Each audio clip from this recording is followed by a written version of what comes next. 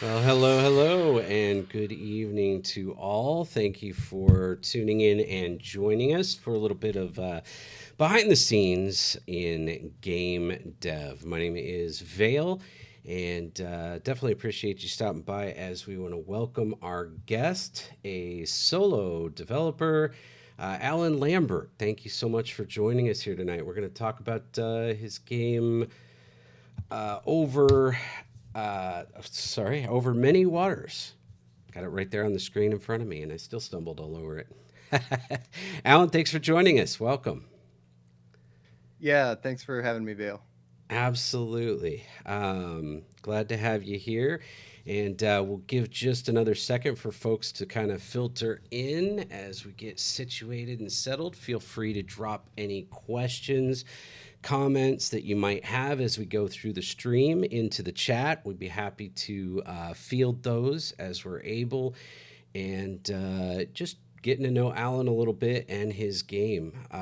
Taking a look at it, it is available to wish list right now on Steam. So we've got links for that on our About page. If you look down on that, you should see a little section that says links, and you'll be able to see several links for Alan, including his studio name, Multimediaverse, as well as a page for portfolio information for his work, connection to the Steam page, so you can wish list the game, and YouTube link as well. So let's take a few and get to know Alan.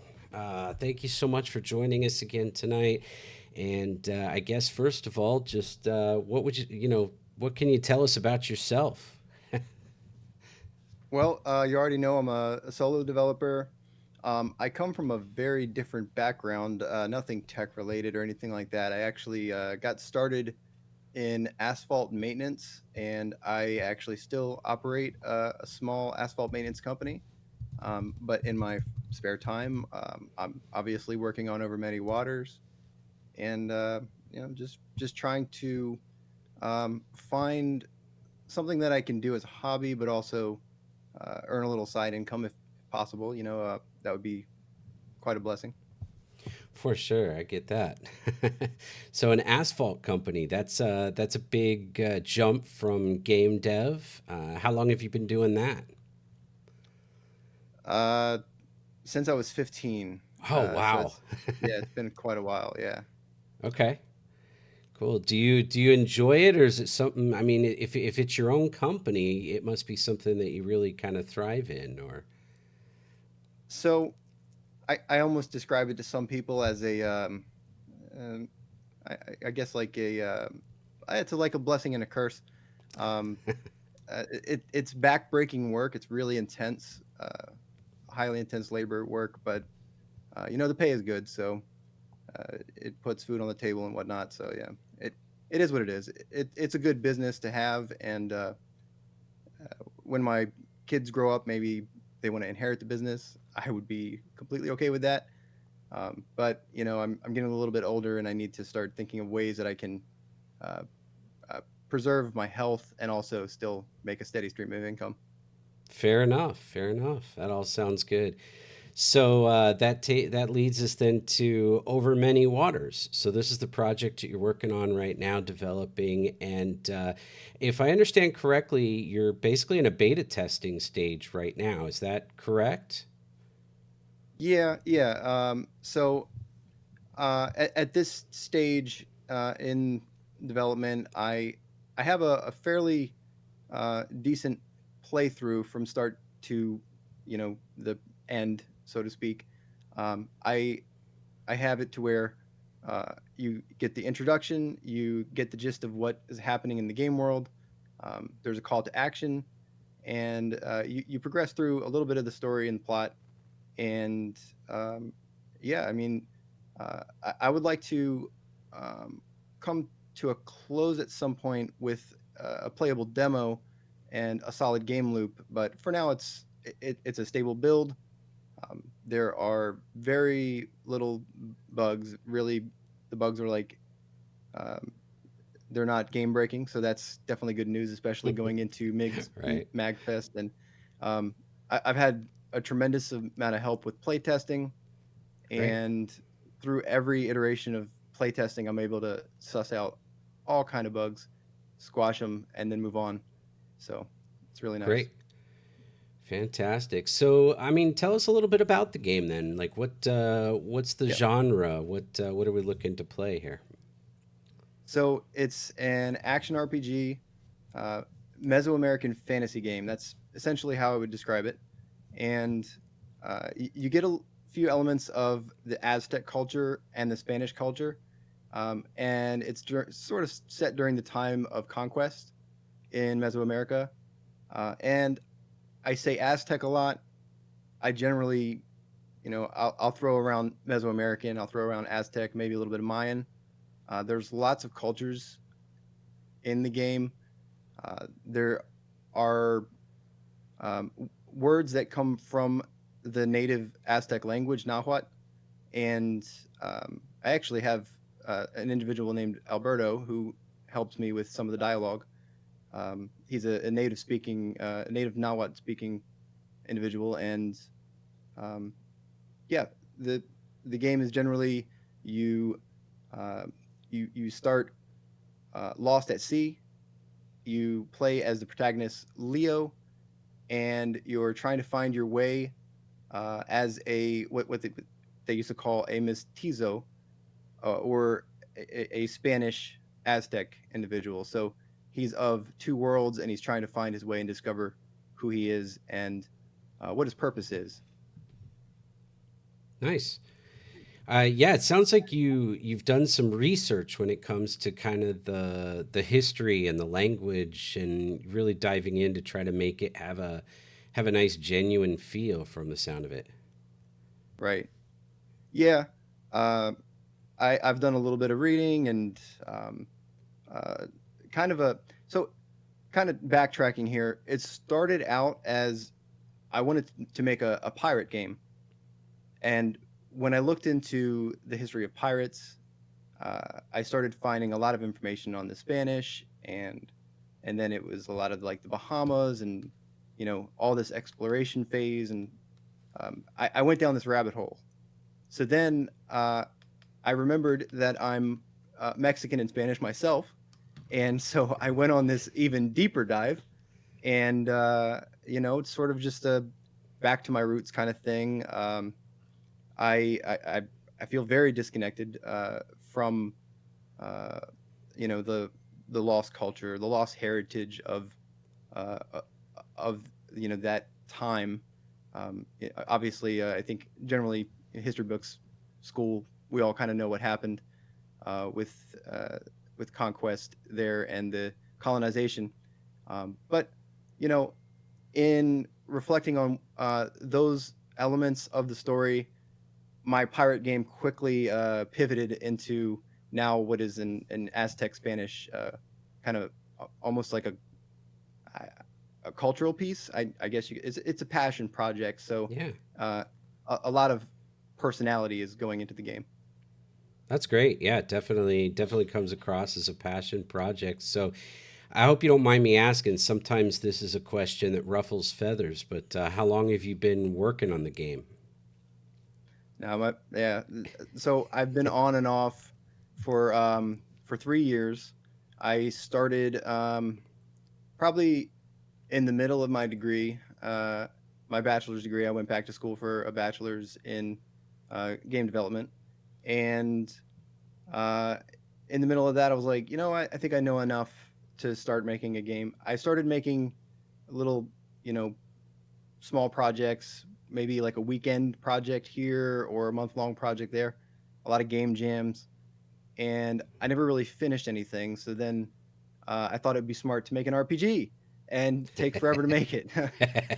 Right. And that's kind of what I did, and here I am. But in that 3 years, I have taken breaks. So Sure.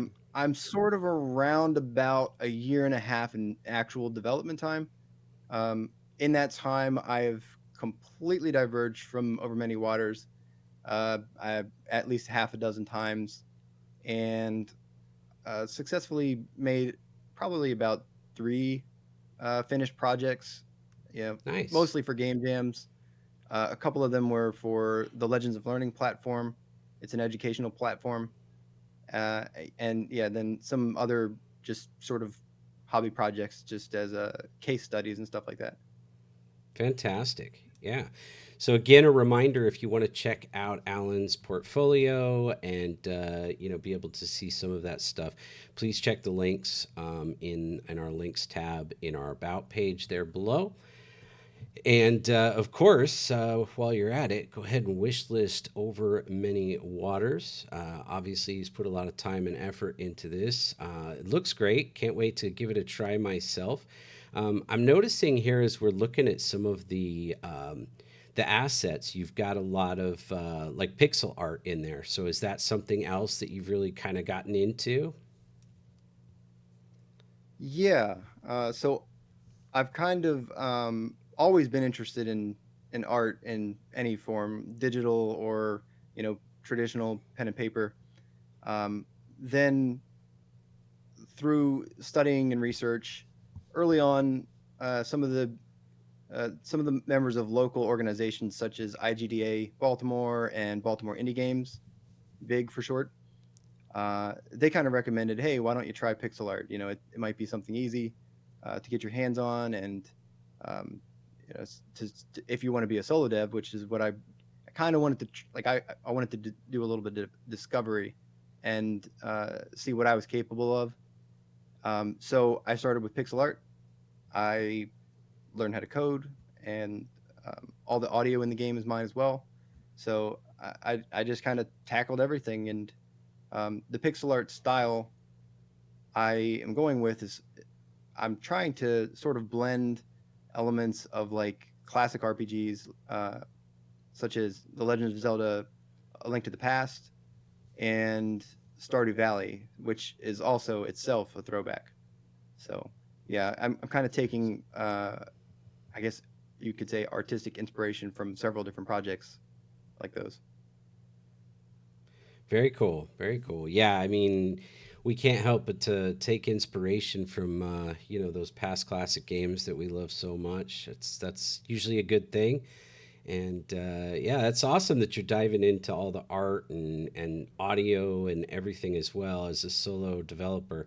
I got to admit, I've had to reach out for help on my own projects for artwork and stuff. I haven't even been brave enough to do pixel art or anything still. But so then, does that mean you're also going to be working to do your own marketing and publishing as well? I am open to anything. So if anybody's out there who's like, hey, we have a bag of money for you, or hey, we can help you build your website better, or something like that. Like I'm all ears. I'm a very flexible person. Like I mentioned earlier, by nature, I'm an entrepreneur. I started doing sales when I was very young. Um, I grew up watching my cousins and my uncles. They're all in asphalt as well. So I watched a lot of sales and marketing strategies, some good, some very very bad. That's a whole nother topic, but I learned a lot there. And uh, something else I sort of uh, learned from them by the things they didn't do was that sometimes you need to ask for help. So, like I said, I'm open to anything. If there were anyone out there that is interested in making an Aztec RPG game, um, and you're open to joining one that's already kind of 3 years in, I'm open to it. It's fine. We can talk. Nice, nice. Well, as far as since you brought it up, as far as the website, I do know somebody who could always help you out if you wanted to do that and could review and let you know what they could do. There's a link below for anybody who's watching or for yourself on our about page to our website. And if you go to our website, we have a an affiliates page, and on that affiliates page, just look for Fortify Fortify Media. Boy, I should have looked it up before I said it, but yeah, amazing job on websites. Uh, So definitely recommend it. Let them know if if you go that route, you want to talk to them at all. Just let them know that Vale from Golden Character sent you, and they'll take good care of you. I promise. Yeah. So cool, very cool. And so I know you mentioned you've got coming up a festival that you're preparing for. Is that correct? Yeah. Yeah. It's actually it's been high on my radar for some months now, and I'm extremely excited and equally or more so nervous, out of my mind. The event is Magfest, and uh, the specific sector that I'm going to be in is called MIVS, um, and this this festival is attracting a crowd of around 24,000 people. They just sold their tickets out. Um, None of this is Wow. helping me sleep at night, but I'm getting through it. You know, I have a lot of like interesting decor and props. I've got this guy, and I've got a bunch of Nice. little things that I'm going to take. And I actually built a custom table that I'm going to be mounting my displays on.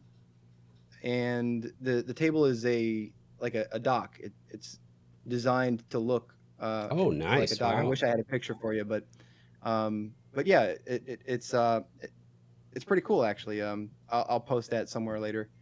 And there's I think I'm booth number 64 on the floor, so there's got to be around 100 other indies, and it's wild. I mean, the energy. We went for the first time last year to Magfest, and the energy is wild at this That's place. great. And it's like at any given time, it could be like shoulder to shoulder. Um, there's a whole uh, essentially like a stadium full of merchandise, and then like add another stadium full of video games, and it just goes on and on. Yeah. There's Yeah. four floors, four stories, and it's at the Gaylord National Harbor Hotel near DC, and it's wild and extremely intimidating for someone who's going solo. I mean, I have a friend who's going to help me out a little bit. Cool. I have my wife and kids, but this is the nature of being a solo dev. For sure. Yeah. Well, so if anybody's going to MagFest, make sure you stop by booth 64.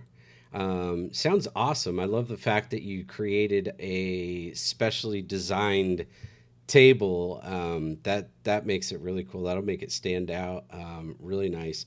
I mean, it's all about visibility, just getting eyes on your game, and if you get people to come by and wish list, that's great. Just build those wish list numbers so that hopefully you have a nice successful launch. So yeah. So again, a quick reminder: anybody here watching, we would love for you to support Alan and Over Many Waters by jumping on Steam and wish listing this one. That's always appreciated. Even if you don't make a purchase, wish list numbers help.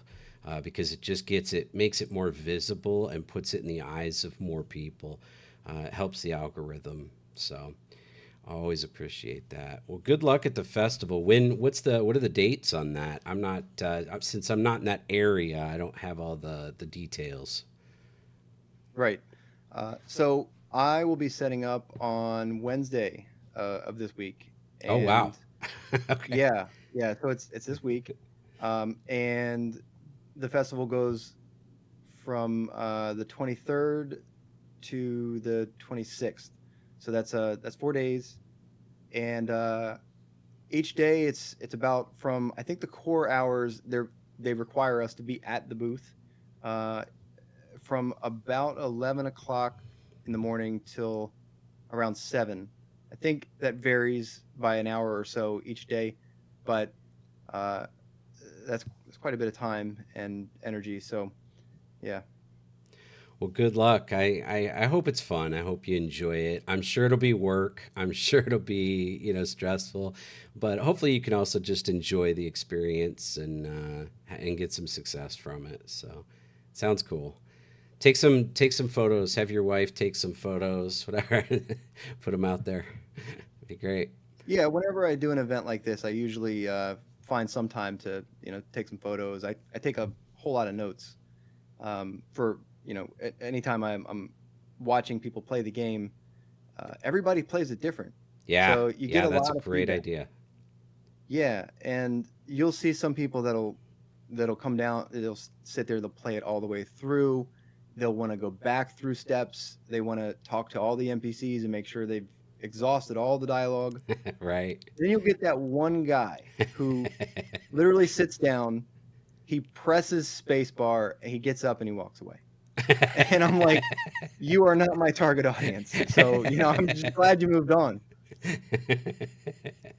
Right. No problem. So, yeah, let's see. So Orson M said earlier that the big festival you're preparing for is Allen Fest 25. So that's good. But Yeah, he's rooting for me. right, right on. So I just want to mention, since we do have a lot of folks in chat, feel free, please, if you've got any questions or comments for Alan, for myself, questions about the game, questions about him and his development work, whatever you'd like to ask, throw it in the chat and we can address those. Also, take a quick moment while we're talking about you folks that are here with us to thank our latest followers. Those of you who have just most recently followed us, we got Tara Barnes Realtor, RipperTube, I the Creature, Light Harmony, and Yoda Guy just now. Thank you so much for the follows. Appreciate all you guys. QWERTY, thank you as well for that follow. Appreciate that. And yeah, we'll continue talking to Alan. And hey, thank you for that follow as well, Power Tomcat. Great to have you all aboard and with us this evening. Excited about the game and the fact that you're so close. So I take it you're gonna maybe get feedback from the festival, kind of see how that plays out, and then see what kind of development, if any, needs to be done before the actual release? Or do you have a release date in mind? What's your mindset as far as that goes? Yeah, I actually had a release date and I passed it. And I don't really carry a lot of shame with that because, like I said earlier, this is kind of a passion project. Um, I I do use each and every showcase that I do as like a benchmark. So I'll take it all in good stride. I'll do a showcase. I'll see how it went. Usually they go pretty well. I think I only had one bad one where I had a nasty bug, and I just that's PTSD. Water under the bridge. That's over. But I take every showcase that I do as a milestone, mile marker, and I say, okay, well, what's the next step? Like, okay, based on the feedback, what feature do I add? What feature Yeah. maybe do I cut?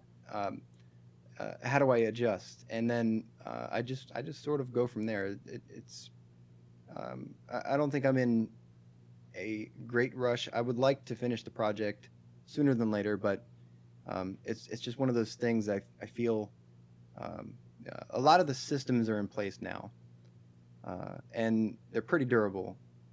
I do have some that I would like to refactor, but we'll see what happens. I'm going to do Yeah. MagFest. I'm going to feel it out and, and sort of see what the feedback is.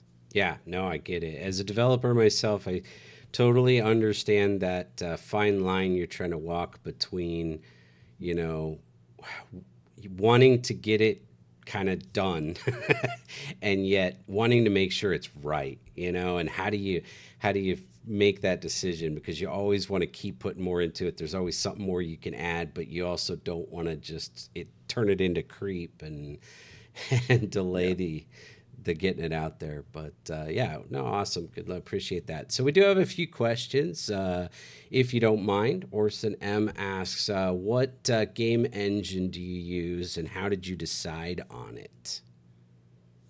So Unity, and I guess I'm struggling to recall why I decided on Unity. I think I was just watching a lot of tutorials, trying to get my feet wet with game development, and I felt like Unity would be the way to go.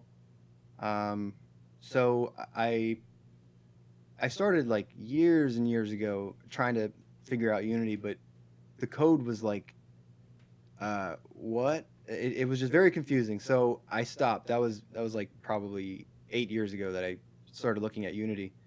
And so I gave up on code then, and then I revived that more recently in the past like 4 years or so.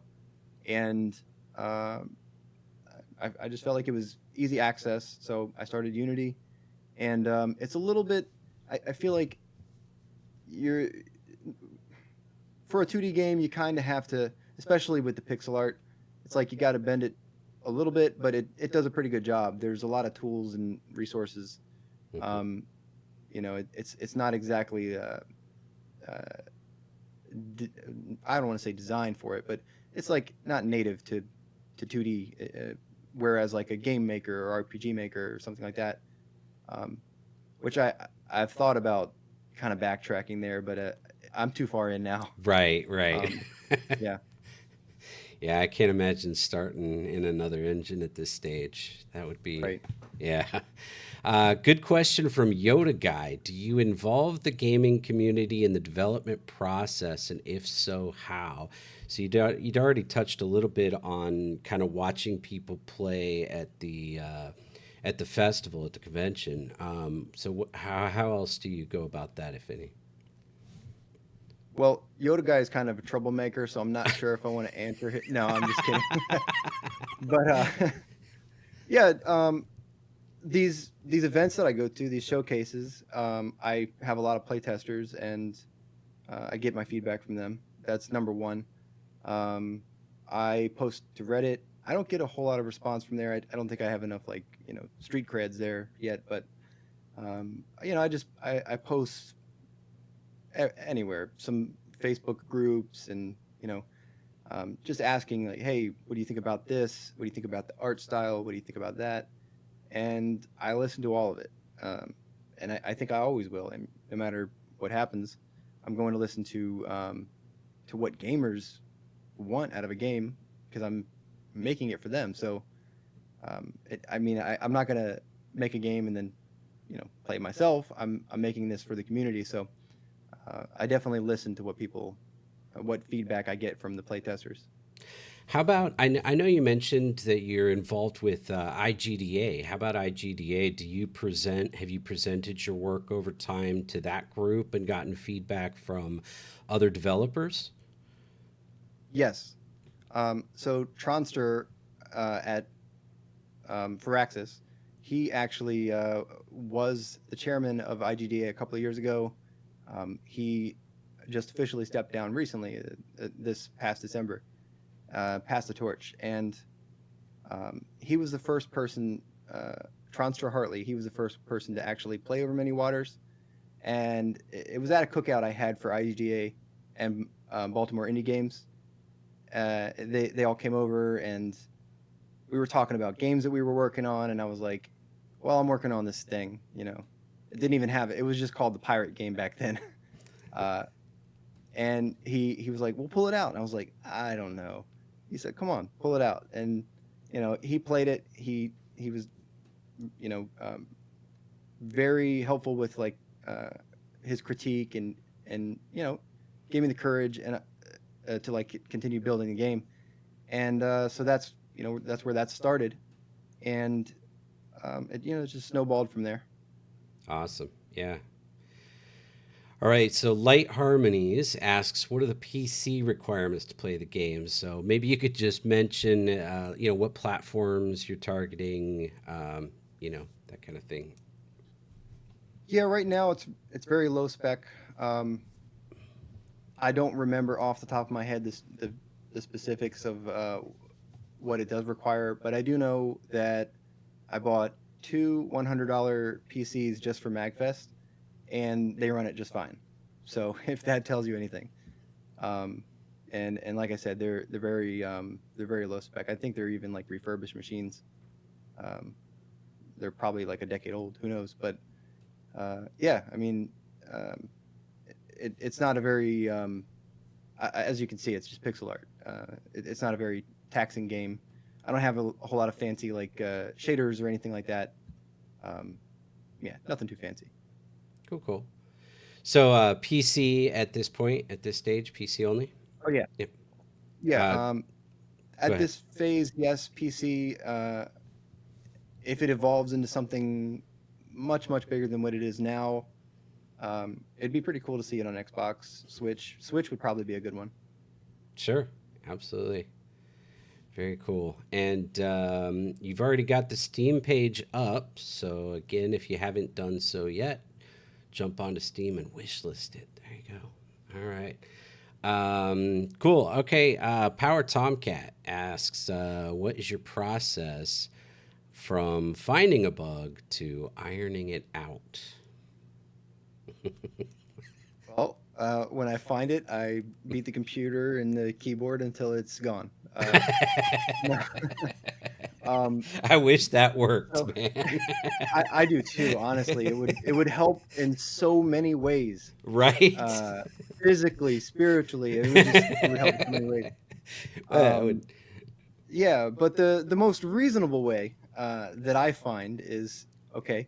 I'll have like a playtest call out, I guess you could say, and I'll broadcast it on the various Discord servers. Like, hey, I need help playtesting my game. Can somebody playtest this thing? It'd probably take you 15 minutes. And I have a document where you can go and you can provide all of your any feedback you want, whether it's positive, negative. I don't really care. And you can post all your feedback there. And then I go through each step, right? I read, okay, you found a bug on the menu. All right, well, I'm going to open up Unity. I'm going to try to replicate the bug. If I can't get it to happen in Unity, I'm going to open up the actual um, web version. Usually I have people test WebGL, and I'll open up WebGL if it's the, like, okay, now the bug is a WebGL thing, then I got to deal with that. So I just uh, take my time with it and try to backtrack and figure out what it is the user did to cause to suss out the bug, and then I'll try to replicate that. And if I absolutely can't, I might ask them, hey, how exactly did you do that? But most of the people in the circle that I ask to play test, they also make games, so it's pretty easy. They're like, hey, these are the steps that I took, Right. to make this bug happen. So I've been very fortunate to have all of you guys, like some of you guys I see in the chat now, um, you know, go in and you specify exactly what's going on. So that's extremely helpful. Um, Other than that, if I didn't have all of that feedback, then I throw debugs, just debug log Yeah. everything, Yeah. and then just run it and just try to sift through it. It's like I guess it's like finding gold. Yeah. You gotta you just gotta sift through it, and then eventually you'll pinpoint that exact spot. And now next time you'll know where bugs like that will come from. Um, Not necessarily that it's going to come back from that same spot, but you'll be able to understand, oh, I recognize this type of bug. Here's where I can go and fix it. Yep. Yeah, I think it was last night's stream. I spent a good chunk of time just doing debug lines. But yeah, don't we all? I like your first solution though. I think we need to find a way to make that work. Just Yeah, uh, it would be fun.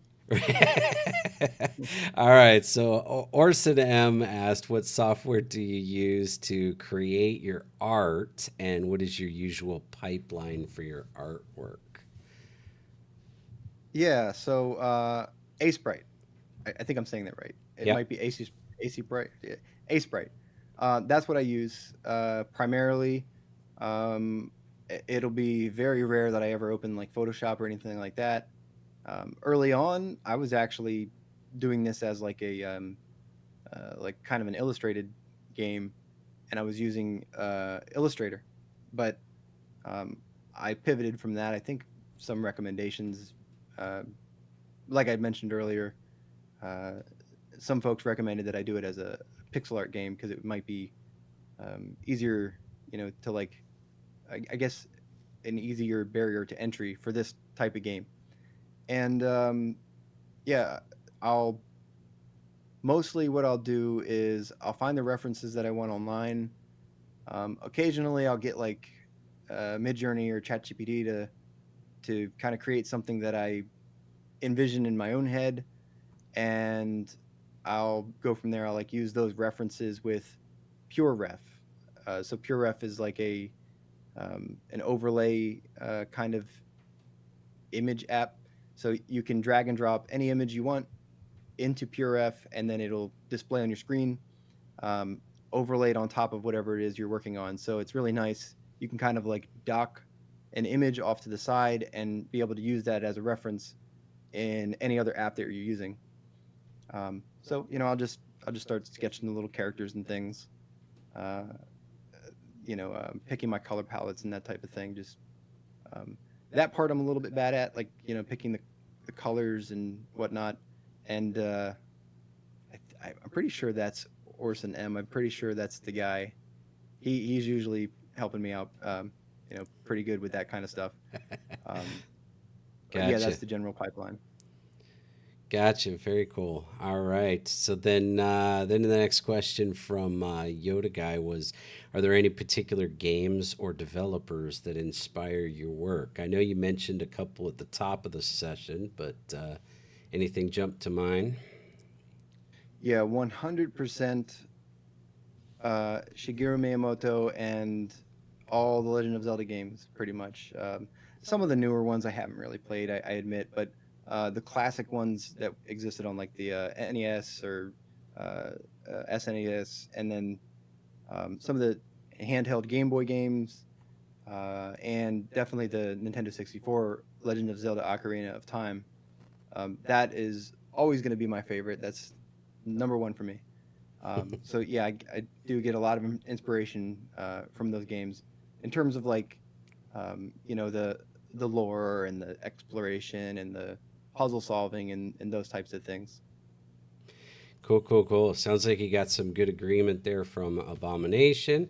And since we're talking about other developers and other games that inspire, I'll take just a quick moment to just remind folks that we do these types of hosting and interviews and looking at other developers and games, trying to build this community here on this program. So, encourage you to come back, visit us, follow, so that we can continue to kind of support each other, all the different works that we're all doing. It's one of the things that I love about this community that I have found working through IGDA and just connecting with other developers is how supportive we can be to each other and helping us promote games and getting the word out there for each other instead of it being such a cutthroat industry. I'm glad that I'm glad that we have some positives to it, So that's what we're trying to do here is just really encourage each other and build up a community. So spread the word, let somebody else that you know that would be interested and encourage them to come this way as well as we continue to grow. All right. So I don't know what this is. This sounds like a personal question, but I guess we'll throw it out there for you. Yoda guy asked, he says, "Oh, ask Alan why he disabled the boat for a while." Is that a good story? I told you he was a troublemaker. He's specifically asking that because he continuously found ways to break the boat. So The player, everybody's gonna. Hopefully, there's no spoilers here, but everybody's gonna eventually find their way to seafair. So that's like a big feature that I'm working on in the game, and you'll be able to get on a little vessel, whether that be a canoe or a raft, and this guy he keeps breaking it. So I had to really make sure it was concrete before I presented it to him again. So that's your answer, and you knew the answer. Right. He just wants you to have to say it. I Yeah. picked up on that just reading the question. So, but I Hmm. threw it at you anyway. So, thanks for fielding it. um, all right. So let's see, and then another question. Let's see. Oh, that was just a reiteration of that. What was your Yes. inspiration to start making games? Shigeru Miyamoto. When I was like middle school age, I was playing. I mean, like anybody my age, I don't want to call you guys out. We're all here together. But we grew up playing like Pokemon, and like we're the first generation Pokemon game players, right? So grew up playing Pokemon and The Legend of Zelda: Ocarina of Time, and then I started playing like Pikmin, and I picked up Pikmin, and they used to, for some of you younger group in chat, uh, they used to have like a little book. It wasn't necessarily like a guidebook, but sometimes it was. But a lot of games would come with, I think actually all the games would come with a book, like a reference manual or something like that. Some would come with a map, and you crack open the game, and you always knew that book was going to be there. It doesn't happen anymore because there's no more cartridges or anything like that. But Yeah. um, you would get that book, and I opened it up, and just flipping through, and I was like, wait, okay, there's Pikmin. It goes through this timeline of all these games, and it had Donkey Kong, it had Mario, like Luigi's Mansion, it had the Zelda games, and a few others. And there's Shigeru Miyamoto. His picture's there in this Pikmin book, and I'm like, that's the guy that made like he did all of this. Or I know Right. he had a team. I know he had Right. like a lot of people behind him Right. and a lot of funding, but I was really impressed with that. And Yeah. I mean, that was it for me. I was like, I got to find a way to do what this guy is doing, because he's not only like, just if you've ever seen a picture of Shigeru Miyamoto, the dude is so happy like all the time. And I was Right. like, that's got to be it. Like there's no other way. But Yeah. you grow up and you forget about stuff like that, um I've come full circle back to it. Here I am. I'm trying to revive that early passion. Very cool. Yeah. He actually has, for anybody who is interested and doesn't know, he actually has a YouTube channel now, where he has shared a ton of basically real short video tutorials on developing games, and he's put out a whole bunch of little tips and so forth that he's collected over time, and just sharing his kind of experience and thoughts. And it's all completely free. You don't have to subscribe to anything, and he just wanted to do that to give back to the community that has supported his development so much. So real cool thing to check out, on YouTube. So very cool. All right, cool. Well, Alan, I should give you the chance. Everybody's throwing all these questions at you. I don't know. Do you have anything in particular that we haven't touched on that you want to be able to share or talk about, or throw out there before we start running shy on time? um I mean, the number one thing I'm always asking for is feedback, and that comes in any form. That's feedback for gameplay, that's feedback for dialogue, that's feedback for my art, that's feedback for, like said earlier, the website development and design, um, sales and marketing. I mean, I could go on and on. Uh, I think um, even viability, and actually how far I should take this game. I listen to stuff like that too. Uh, so yeah, I mean, this is not still not going to be the only game that I work on. I'm actually there's at least one member here in the chat that I'm teamed up with currently to build another game, um, which is it's a an educational game.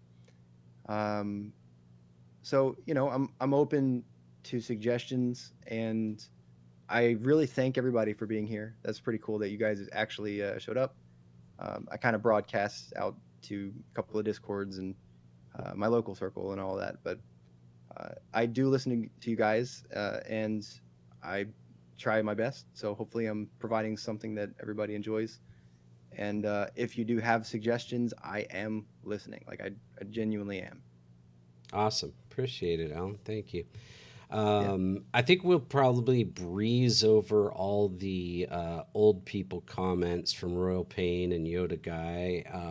I think so. Well, um, especially considering that Alan, you're young compared to me, so we won't even go there. um, Well, they don't really know how to play games, Vale. They really don't. Yeah, I mean, you know, I remember days sitting around playing. They're laughing about having a book. I actually had a notebook that I created with my brother that had a piece of paper for every single level of every game that I owned. And of course, I go back before Nintendo. This was Atari, and had a piece of paper with a top 10 score, our own virtual top 10 for every level of every game we owned. And we would just spend the entire day sitting there trying to beat random, all right, I just took down the, eighth spot for level 47 of Missile Command. Good Yeah. old days. Anyway, Yeah, I uh, used to take notes as well. I think one of the biggest games that I ever took notes for was Wind Waker, Legend of Zelda Wind Waker. And come to think of it, that's also another source of inspiration with the seafaring and exploration. But yeah, I remember drawing out the maps of the game, like trying to sure. document where I found treasure, or like to backtrack of okay, I can't access this thing, so I have to come back here. So yeah, I know what that's like. Yeah. Everything's so instant gratification these days, right? Yeah, there's very little real games out there now, guys. I'm telling you. I'm trying to make a real game here. Right.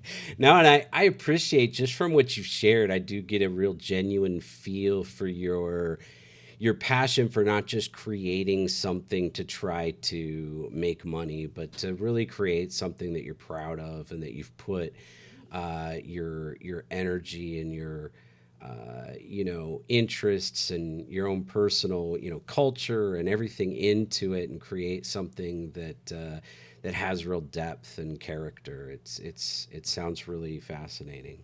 So, Thank you.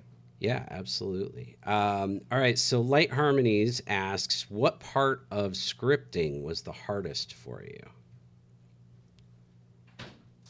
Well, through college, I started with Python and then JavaScript, and then I went to C++, I believe, and then C sharp. More C sharp on my own with Unity, but they it's kind of hard to say because like they started out with Python, which is fairly easy, and then they worked me up. Um, but in terms of scripting, uh, initially the biggest issue is remembering syntax and remembering not to miss out like a null reference or something like that. So um, if you guys know anything about code, it's very finicky and it's going to do exactly what you've told it to do. and it's all on you. So Right. I guess the hardest thing about uh, scripting and coding is myself, just rushing through it. I think that's the big one for me. A friend of mine, he said something like, and he's probably got this quote from somewhere else. It's something like, "It's easier, uh, it's easier to plan for a week than it is to like code for months or something like that." And I mean, it, it comes down to like if you're not planning ahead when you're coding, then you're just going to be like throwing stuff into the engine and Yeah. hoping for the best. So, I guess my biggest lesson that I've learned over the few years here is that uh, I should plan out my systems and then build my systems, not build them and then plan them. Makes Right. makes sense, but you I, don't realize that when you're learning and you're just getting into it and you're watching 10,000 tutorials and you just right. want to make a game. Right. I get it. I'm with you. I hear all of that completely, for sure. Cool, cool, cool. Um, we did talk already about kind of ETA on the game being available. Um, that question came up again, but I know that your focus right now is just this upcoming week.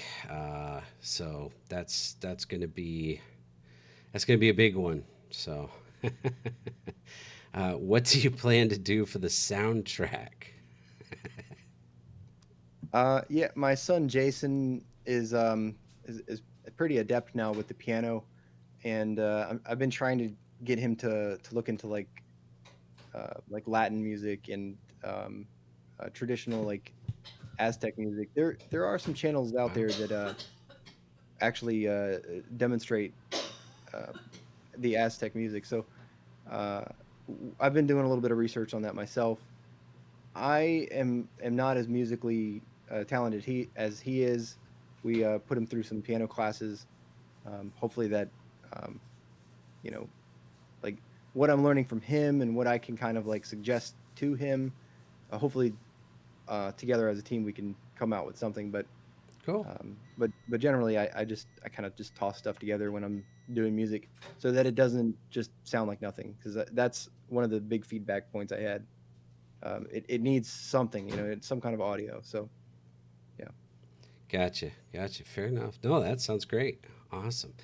Appreciate everybody's questions, comments. Appreciate everybody joining us here, regardless of where you found us, whether it was from the Discord channels. I know we've had some folks pop in from IGDA, from Instagram, all kinds of different places. So thank you guys for popping in and joining us this evening.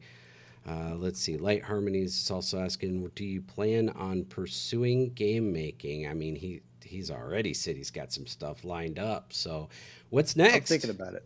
Yeah, thinking about it. What do you want to share anything, or is it too early? You don't want to say anything yet. Yeah, I mean, I don't know. I think my next step, outside of Over Many Waters and outside of the educational games that I've been working on, uh, I really want to. I want to come out with several different game designs, maybe like 3 to 5 different game designs, and kind of float them to the circle and see what sticks. Like I've been really interested in the concept of like a horror game, and I don't know why, but it keeps popping back up in my head. I don't even like horror games really, but something just is like calling to me, like, "Hey, make this horror game." I don't know. It's one of the top selling genres right now on Steam. So Yeah, there's nothing wrong with that. I'm not much on the horror genre myself, but they say that it's one of the best ones to build because it doesn't have quite the high demand that an adventure game like Over Many Waters is going to have. And then right. also, it's the type of thing that players will pick up and play once. even, instead of getting attached to a specific game and playing it long term, they kind of go through different games of that genre a little more quickly. So they're always looking for that next one to try. Right. So, yeah. So good luck with that. Cool. All right.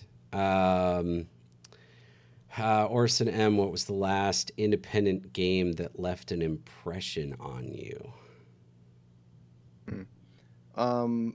My easy answer would be Stardew Valley. Definitely, sitting down to play Stardew and kind of just like, this seems like a cool game. And then really getting into it, I was like, wow, this is pretty impressive. And then getting to know Eric Brown's story, um, it's pretty impressive to know that like he persisted through and didn't stop until the thing was in his eyes as perfect as it could get. So that was impressive. And the other one, I can never remember the name of it, but it's by Sabotage Studios, and I think their first game was called like Moonlight something, and then the second one is Sun something or another. But Sabotage Studios, their art and graphics and the animation and everything is just it's perfect. It's like flawless. So yeah, that's it. Sea of Stars. Yes, yeah. So that's also a really good point of reference. Great. Awesome.